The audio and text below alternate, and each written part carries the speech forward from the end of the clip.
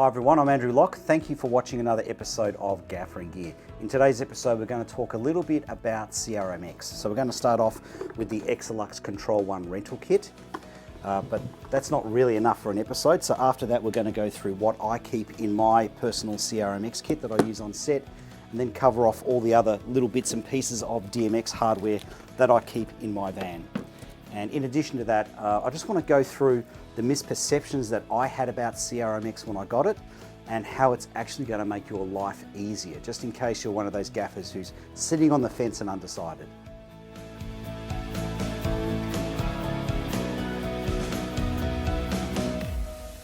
All right, so let's go over the Exalux Control 1 rental kit first. Now you've got two options for purchasing this. You can buy it with the Exalux Control 1, and that's going to set you back about 2,300 euros. Or you can buy just the upgrade kit if you already own the Exalux. Now that's going to cost you about 510 euros. So I'm just going to talk about that one because that's what I've got here. All right, so it comes with this rental proof case, so weather resistant case. Now the case is pre-cut and fabricated to fit the Exalux Control 1 in its rental configuration in the box quite securely. And you've got a padded top to make sure nothing's going to move around too much. All right, so we'll talk about this a bit later, but first off, we'll go through other bits and pieces. You get a strap to put over your shoulders for holding onto the controller. One thing you get, which is nice, is a screen protector. So you've got a cloth to clean the screen, and I'm not sure what that is, some sort of laminate screen protector, just like with your mobile phones, to stop the screen from getting scratched. Some of you who already own the Exaluxes are noticing an additional bit down here at the bottom. So that's a stand mount. Now that has a thread in the bottom of it. Now I can never remember which threads are which, 3/8 or whatever the other one is. On your spigot, it's the larger of the two threads. So that's one of my criticisms, is the smaller thread is more common on light stands, at least in Australia, than the larger thread is. So now with this stand mount, I like to use it in this sort of configuration where I can just take the Exalux on and off. So it just sort of slides into position on that stand mount. So I'll be usually working on set, and then I might have to do some adjustment to the DMX settings on a light that's in a bit of a confined area. I don't want to take a whole stand with me. I just literally pick this up and carry. But if you want to have the stand mount here mounted permanently to the Exalux just for a bit more security, you can do that. It does have captured nuts here with threads, and that will screw through this section on the Exalux Control 1. So you can get a little bit more security there if you desire it, but for me, I don't think this is going to come off all that easily anyway. And I'm not going to work with any idiot that's going to put the stand over their shoulder and carry the Exalux around that sort of way anyway. Now continuing through, the key piece of difference between the normal Exalux and the rental is a V-mount on the back. Now the V-mount is screwed on in 4 places, 1, 2, 3, 4, so there's no chance of that coming loose. And the V-mount plate, the locking mechanism is actually quite good. If you're very familiar with V-mounts, you know that the locking plates can be a little bit hit and miss. So I'm just going to have it upside down and shake the crap out of it. And you can see here the battery is not going to fall off. So there's 2 reasons why that's important. Number one, your battery doesn't fall off, but you could also be walking around holding it via the battery, which is a very easy way to sort of hold it. The last thing you want is the controller coming off the battery. That would be a very expensive situation. Now, this is a 150 watt-hour battery, and this runs the Exalux for about 4.5 shooting days. All right, so that's the Exalux Control 1 rental kit. I've already done 2 episodes reviewing the Exalux Control 1, so if you want to have a look at those, just backtrack through the episodes. All right, so I just want to go through some of the pros with CRMX over, say, using a phone app.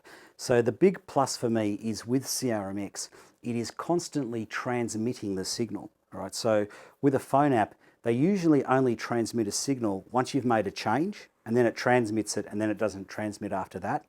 Whereas CRMX is constantly sending a refresh signal. So where that's a bonus is, say, you're doing a scene change, and you're using a phone app, you've probably had the situation where one light didn't receive the signal. So you've got to try and do the whole process again. And then maybe another light didn't receive the signal. That doesn't happen with CRMX. If it doesn't receive the signal, it receives it on the next update, which is usually about 1/40th of a second later. The other thing I like about it too is with that constant refresh of signal is if a light is turned off when we do a scene change, maybe we're doing a battery change on the light or the light is disconnected to move it to another spot. As soon as that light turns on, it is going to receive the refreshed signal from the controller. So that light is always going to have the updated scene in it. The next thing that is a huge plus for me with CRMX over phone apps is I can always get the signal to the light. Always. There's always a workaround. So if I'm working in a bad RF environment, maybe there's a lot of signal interference and I can't get a transmission to the light, or I'm working in somewhere that's got a lot of bricks, so an old style house that's the walls are 6 bricks thick and the radio signal can't get through, well, I can always go cable. I can always plug a cable into my controller and run a hard wire to the light. Now there's various ways in which we can use the cables, for example. Maybe I'm in an environment where the signal is working okay on lights that are close, but it's not transmitting as far as it normally does. And a good example of this is a rainforest. If you're shooting in a forest and it has big leaves and things like that, and it rains, all of those surfaces become reflective and the signal bounces off them, and after a certain distance it starts getting scrambled. Well, if that happens, I don't have to run cable all the way to the other light. I can have a receiver, say halfway in between, and plug that into the cable and then send it the rest of the way. So I can have a little bit of wireless remote control, but have cable to fill the gaps. Now another advantage with DMX is you might have a light that's receiving a signal and another light isn't. Maybe it's around a corner. The light that's receiving the signal, you can then plug a cable into that and send it to the light that isn't and get the signal to it that way. Another plus is there's lots of accessories like this available for DMX. This is a splitter box. So I could send a signal from my transmitter here wirelessly to this dongle, plug that into the splitter box, and then use this to feed multiple lights that don't have receivers or are outside of range of the receiver. So there is always a way to get the signal to the light. You can always, worst case scenario, go back to cables. There's always a way to do it. Now, one situation in which phone apps have let me down in the past is if I have to come back and reshoot a scene, and I've got the scene saved on my phone app. This is what bones me with a lot of phone apps is, unless you're putting the exact same light in the exact same spot, you're not going to get a match. So with DMX, you can have a light that's the same brand. As long as you're matching your DMX address and your profile, possibly maybe even your dimmer curve, worst case scenario, you're going to get it to work. It doesn't have to be the exact same fixture that you had saved on the phone earlier. Other things that have boned me with phone apps is if I rent the lights out and somebody Bluetooth links them to their phone, then what I find is a lot of times I can't Bluetooth link them back to what I had saved in my phone and get this previous save to work. Another situation in which DMX works better for me than a lot of phone apps is if I've got a light running in shot that's running off batteries and I need to swap it out with a light that has a fresh battery. All I need to do is match the DMX address and the profile that's on the light that I'm about to swap in, and I'm ready to go. It's going to instantly match. Now, one of the big misperceptions I had about CRMX and Lumen Radio is that it was just going to add to my workload. So I'll give you an example of what I mean. When I started back in film and TV lighting back in the Stone Age, lights had 2 operating modes, on and off. It was as simple as that. We didn't even have bicolor lights back then. All right, now we've got all these different brands of lights with all different capabilities, and even lights that have the same capabilities like bicolor or simple RGB lights. All of the operating control systems are different. So, as a gaffer, I had to learn how to operate each individual light. Now, here was my misperception, that this was going to make life a lot harder for me, because not only did I have to know how to operate all of those lights individually, I'd have to know how to set a DMX address, I'd have to know how to set a profile, and I'd have to learn how to use this. Now, let me tell you from 2 years of experience, this has actually made my life easier, and let me explain to you why. Imagine all the different lights you own all have the same operating system. all right? How good are you going to get at your job if you know how to operate every light in terms of fading, CCT selection, color selection, because they're all using the same system. Trust me on this. You're going to be using whether it's a Gaffer control or the Exalux, you're going to be using that a lot. And all you're going to have to know on your light is how to set a DMX address and possibly set a profile. And I say possibly set a profile because 9 times out of 10, you're going to be using the same DMX profile every job. All right, so let's have a look through what I keep in my CRMX kit. And every Gaffer is going to be slightly different with what they've got. All right, so I've got 8 receivers in total. So I've got 2 of these receivers from light panels. So these are for my Gemini 1x1 hards. So these are specifically for light panel products. They literally fit into the light. Now the reason I don't keep these in the lights is the way they're positioned on the lights. The stirrup or the yoke can break the antenna if they're not packed carefully. So I've just found through experience it's easier to keep these in this kit than to have to constantly replace antennas. Now I've got 6 receivers. Now I've also got 12 batteries, 12 of these little batteries which are for the receivers. So if I'm running it as a standalone receiver, I don't have a USB port to power it off on the back of a light. I can then power these from that. So I've got 12 of those batteries. Now, in order to charge the 12 batteries, I need a battery charging hub. So I've got 2 battery charging hubs, which I keep up here. Now, the reason I've got 2 battery charging hubs is because I've got so many batteries. Now, what I do is if I've run a battery and I haven't had time to charge it, or it might be partly used, I put it in upside down. So on the next job, when I pull the kit out, any batteries that are upside down, I automatically put on charge straight away to get them charging. Now, with the receivers, they connect to power via USB cables. So underneath my receivers here, I keep a huge amount of different length USB cables. So the reason I need all the different lengths is the USB ports on a lot of lights were put there for updating the firmware. They didn't necessarily think about running a DMX receiver. So you can have your DMX port quite some distance away. So sometimes you need different length cables. Underneath the controller here, I keep my power cables for the charging hubs, and next to the charging hubs I keep a V-mount battery. So this is a 150 watt hour V-mount battery. That'll run the Exalux Control 1 for about 4, possibly 5 days if I'm really conservative with the power. So I've got my power, my battery power for everything in the box with the equipment. Now, one thing I almost forgot to mention is I keep spare antennas, okay, because antennas tend to get broken. Now, here's the catch with antennas. There are 2 different types. So you've got one type that has a pin inside it, and you've got another type that doesn't have a pin. Now, the reason we have 2 different types of antennas is if we had just the one type, life would be way too easy and way too simple. All right, so if you've broken an antenna and you've put a new antenna on it and you get no signal, you've probably got the wrong type of antenna. So it pays to have quite a few spare antennas.